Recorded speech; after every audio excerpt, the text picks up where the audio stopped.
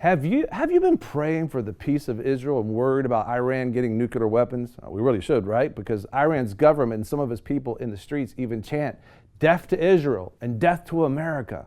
With all this outcry in America about banning guns, wouldn't you think someone would think about banning some outcry about banning this huge Iran nuke deal so that Iran would not have nuclear weapons? Well, Israel's ambassador, Ron Dermer, he discusses the importance and the urgency of either fixing or nixing the Iran nuke deal at AIPAC 2018. Check it out.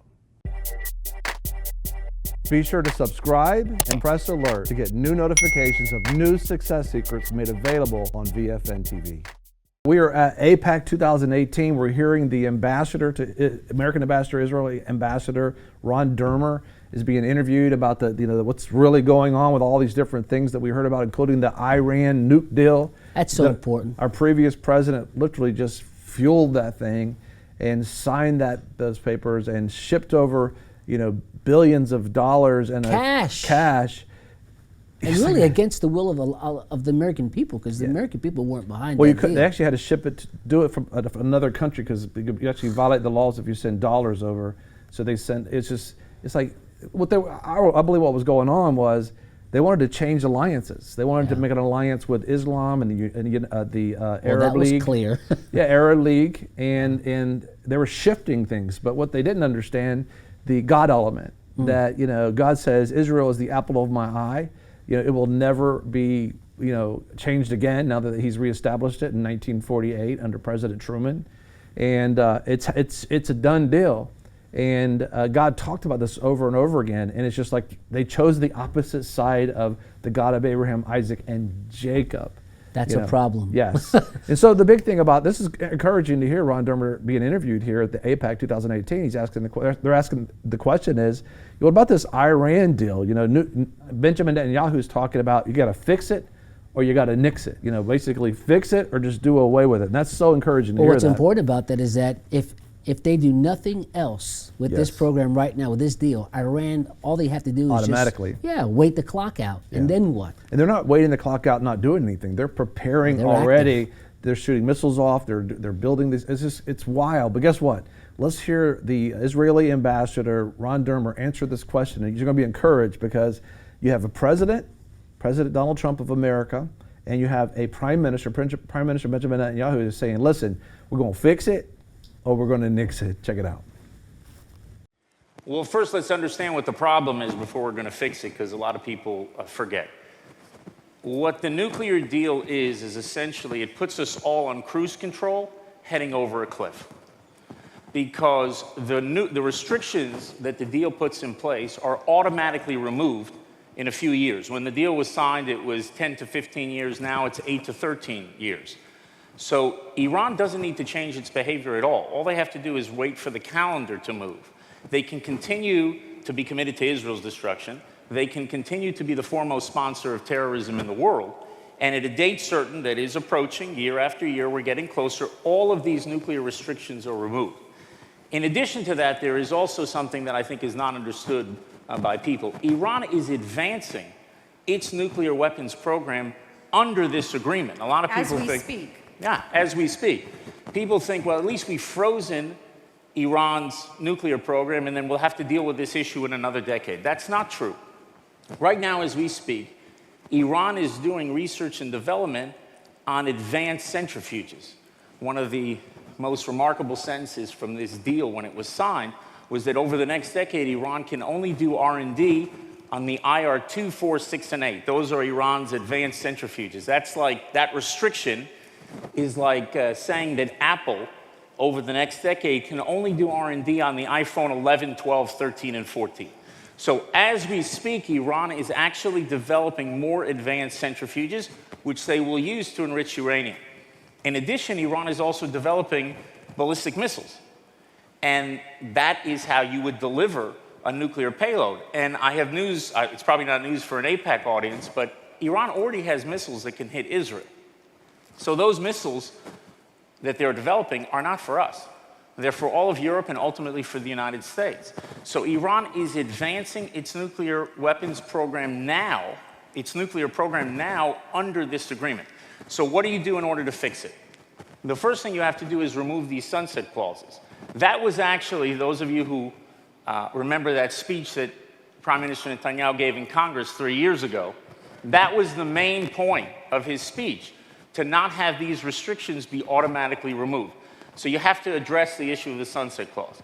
The other thing that you need to do is make sure that these missiles are part of any agreement, or at least are addressed. So that would mean that if Iran continues to develop these missiles, that you'd have crippling sanctions on Iran. And what crippling sanctions mean are sanctions on oil and sanctions on the financial sector. Those were the sanctions that actually created a huge problem for Iran. So if Iran is going to continue to develop its missile program, we need to put those sanctions on. And the third thing is you have to deal with the inspection regime, because Iran has said that you cannot inspect military sites in Iran. Where do you think they're going to actually do the weaponization work and other parts of their program is there. So this is something that has to be, I think, surfaced. The most important thing, Donna, for the President of the United States, in order to get the changes that he wants, is for everyone else to believe that the President is actually prepared to walk away if he doesn't get those changes. And I have no doubt whatsoever that this President is prepared to walk away from the deal.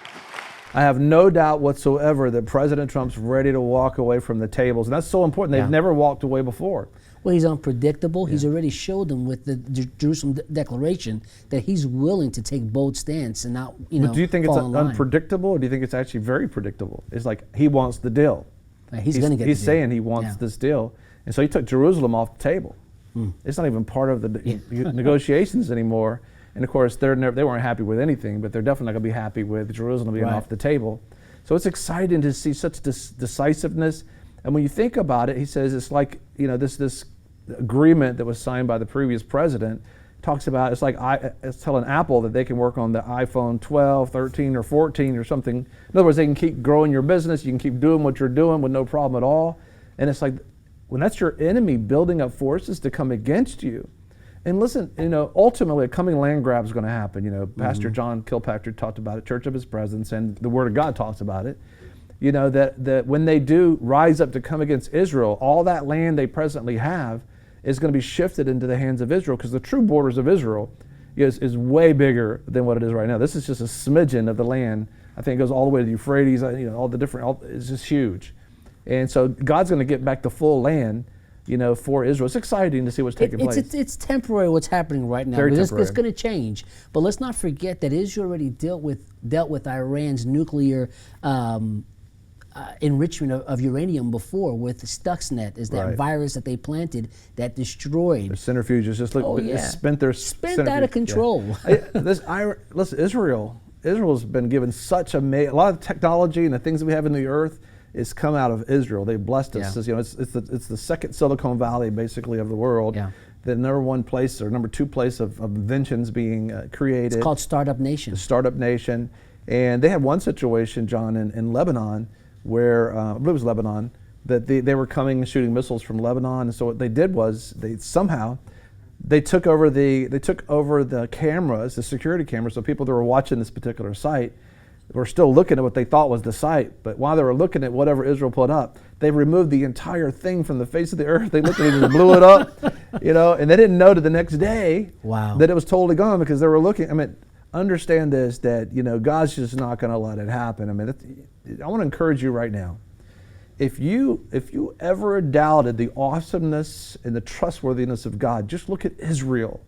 Understand, this is God declaring to us that He is faithful, that you can trust Him, that you can bank on what He says, and that when He says, listen, I gave you my Son, and that in what you couldn't do, I did through my Son, Jesus Christ. I gave Him so that you can have a relationship with me. And Jesus willingly lived a sinless life. The body was offered up as a sin sacrifice to pay for your sin and my sin. And then He was put into a grave, and 3 days later, the same God who gave Him, the same God that's protecting Israel, raised Him from the dead in Israel, in Jerusalem, from that tomb. And if you go there and it says, it's empty, He's not here.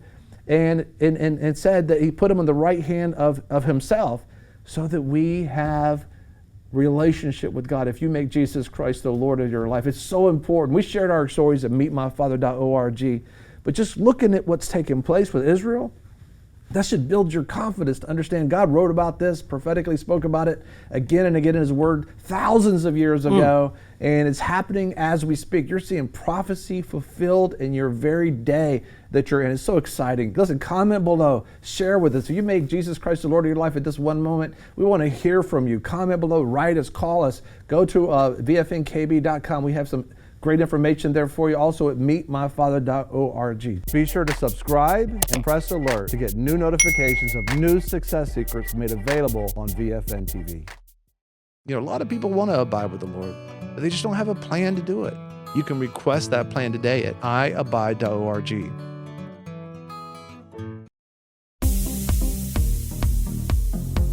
I'm your host, Greg Lancaster, and we're so glad that you've joined us. Don't forget you can join us 24 hours a day, 7 days a week. Download our app and sign up for our newsletter, The Torch, at vfntv.com. I've enjoyed our time together. God bless.